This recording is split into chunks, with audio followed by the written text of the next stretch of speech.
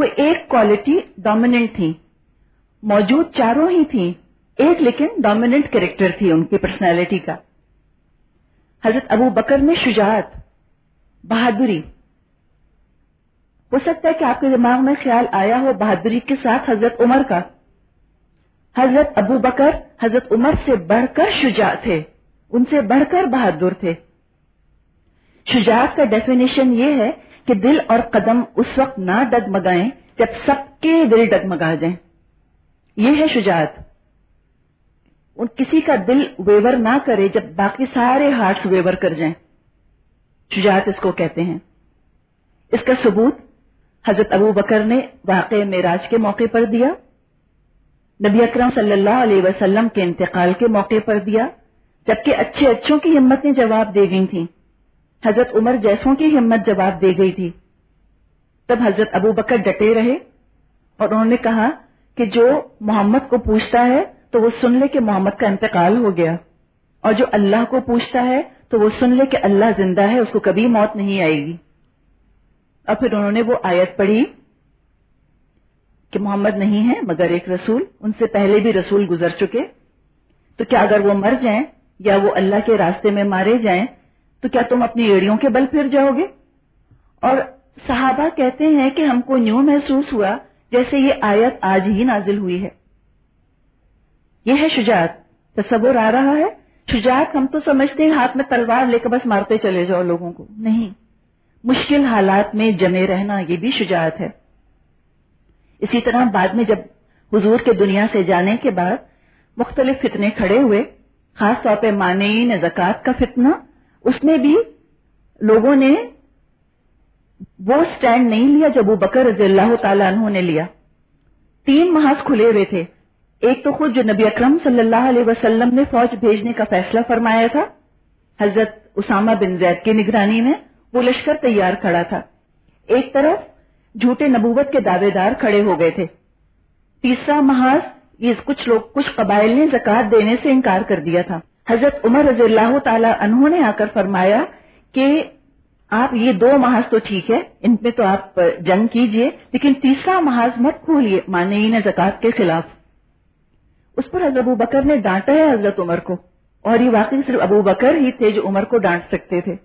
کہا کہ عمر تم تو جہالت میں بہت بہادر ہوا کرتے تھے، اسلام میں آ کر بزدلی آ گئی تمہارے اندر. تو انہوں نے کہا کہ اللہ کی قسم کوئی میرا ساتھ نہ دے، میں اکیلا جا کر ان سے جنگ کروں گا. یہ ہے شجاعت ان کی. تو ان میں یہ صفت بہت نمایاں تھی. حضرت عمر رضی اللہ تعالیٰ عنہ میں صفت عدل نمایاں تھی، عادل. حضرت عثمان ان میں حیا یعنی کہ شرم اور ماڈسٹی نمایاں تھی، عفت ان کے اندر کثرت سے تھی. حضرت علی میں حکمت بہت تھی. 2 واقعات ہم نے ڈسکس کی حضرت ابو بکر کے. تیسرا واقعہ معراج والا واقعہ کہ کسی نے جو تھا وہ اس پہ یقین نہیں کرنا چاہ رہے تھے لوگ کہ آخر یہ کیسے ہو سکتا ہے کہ آپ راتوں رات 7ویں آسمان سے آ جائیں. تو جب کسی نے امیجیٹ تصدیق نہیں کی، حضرت ابو بکر نے سنتے ہی مانا کہ جب میں میں اس بات پر ایمان لاتا ہوں کہ 7ویں آسمان سے فرشتہ حضور پر وحی لے کر آتا ہے، تو ایک دن اگر آپ 7ویں آسمان پر چلے گئے تو کون سی بڑی بات ہے. اسی دن سے آپ کا لقب الصدیق پڑا تھا، سچے. حضرت عمر کا بتایا آپ کو صفت عدل، انصاف. اب یہ 4 صفات جو ہم نے ڈسکس کی ہیں یہ ایک حدیث کے حوالے سے بہت خوبصورتی سے آپ کو نمایاں ہو کر سمجھ میں آ جائیں گی. اللہ کے رسول صلی اللہ علیہ وسلم نے فرمایا ارحم امتی امتی ابو بکر، میری امت میں رحم کرنے والوں میں سب سے بڑھ کر رحم کرنے والے ابو بکر. واشدہم فی امر اللہ عمر، اور اللہ کے فیصلوں کو نافذ کروانے میں عمر ہیں. وَأَكْثَرُهُمْ حَيَاءٌ عثمان، اور سب سے زیادہ حیا والے عثمان، ان کا تو لقب بھی عفان ہے، عفت والے. وَأَقْضَاهُمْ علی، اور علی سب سے بہترین فیصلہ کرنے والے ہیں حکمت کی وجہ سے. تو رسول اللہ کی سیرت اور کردار، عبادات اور معاملات میں ہم کو صراط مستقیم نظر آتی ہے، جس کی کہ دعا ہم مانگتے ہیں سورہ فاتحہ میں.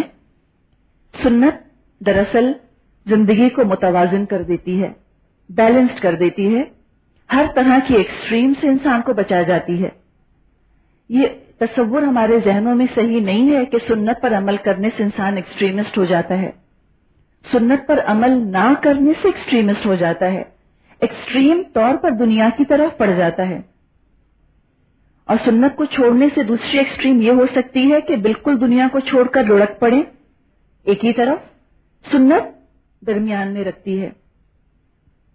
اسی لیے نبی اکرم صلی اللہ علیہ وسلم کو انسان بنا کر بھیجا گیا تاکہ آپ میں یہ تمام قوتیں موجود ہوں اور پھر آپ ان کے اندر توازن پیدا کر کے دکھائیں کہ انسانی طور پر ہیومن لیول پر یہ ممکن ہے اور باقی لوگ بھی آپ کے طریقوں کو، طور طریقوں کو اپنا سکیں. اللہ کے رسول افضل البشر، دا پرفیکٹ ہیومن بینگ، انسانیت کی معراج. انسان اگر اشرف المخلوقات بننا چاہتا ہے تو وہ حضور کا اتباع کیے بغیر نہیں بن سکتا. وہ اس مقام انسانیت پر نافذ نہیں ہو سکتا جس پر اللہ نے اس کو پیدا کیا. اور جو رسول کی تعظیم کرے تو یہ اس کے تقوی میں اضافہ ہوگا، ایمان بڑھے گا. جتنا جتنا نبی اکرم صلی اللہ علیہ وسلم کے بارے میں ہم پڑھتے چلے جائیں گے، دل ان کی محبت اور عظمت اور عقیدت سے بھرتا ہی چلا جائے گا. اور ایسے دل والے قیامت کے دن انشاءاللہ تعالی ناکام اور محروم نہیں ہوں گے. اللہ سے توقع اور اللہ سے امید یہ ہے، اور یہی سارا مقصد ہے سیرت کو پڑھنے کا. اب تھوڑا سا ہم دیکھتے ہیں کہ عرب میں کون سی اقوام تھیں. مجھے احساس ہے کہ آپ لوگ چاہتے ہیں کہ جب بھی سیرت کا لیکچر ہو تو اللہ کے رسول کا ذکر کچھ نہ کچھ ہو، تو اس کو اللہ کے رسول کا ذکر ہی سمجھیے. اگر آپ کسی شخص کو جاننا چاہتے ہیں تو جب تک آپ کو یہ نہ معلوم ہو کس ماحول میں رہتا تھا، اس کے والدین کون تھے، تب تک آپ اس کو صحیح طرح جاننے کا حق نہیں ادا کریں گے نا. تو یہ بھی ضروری ہے. کسی کو آپ جانتے ہو، آپ کو یہ دل چاہتا ہے کہ آپ پتہ کریں وہ کہاں رہتا ہے. ہوتا ہے نا، ہم اس کا ایڈریس جاننا چاہتے ہیں. تو اسی لیے ہم ذرا سا ان کا بیک گراؤنڈ بھی دیکھتے ہیں، اور اس سے پھر ان کی اصل عظمت ہم پہ کھلتی ہے. کس ماحول میں پیدا ہوئے تھے، 23 سال کے عرصے میں کیا انقلاب لے آئے ان لوگوں کے اندر. یہ جو خوبیاں ان کے اندر موجود تھیں لیکن کہیں گہری دفن ہوئی تھی عربوں میں، کیسے اللہ کے رسول نے محنت مشقت کر کے، ان کے ساتھ جہاد کر کے، جد و جہد کر کے ان کو نکھار کر سونا بنا دیا. اس لیے ذرا سا ان کا بیک گراؤنڈ دیکھنا بھی ضروری ہے. مورخین، ہسٹورینز، وہ عربوں کو 3 اقوام میں منقسم کرتے ہیں، 3 اقوام میں ڈیوائڈ کرتے ہیں.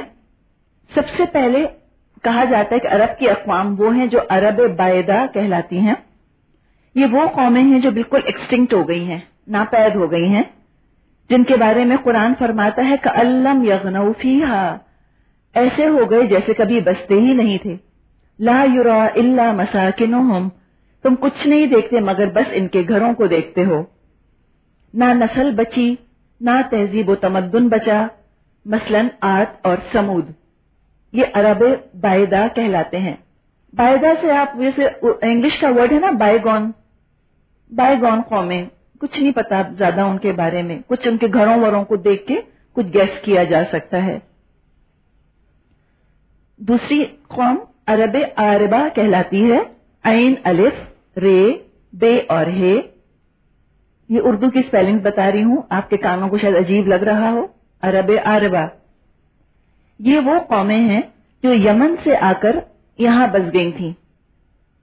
جب سد معارب ٹوٹا، وہ جو ڈیم تھا وہاں پہ یمن میں، جب وہ ٹوٹا، اس کا قصہ انشاءاللہ ہم قرآن میں پڑھیں گے.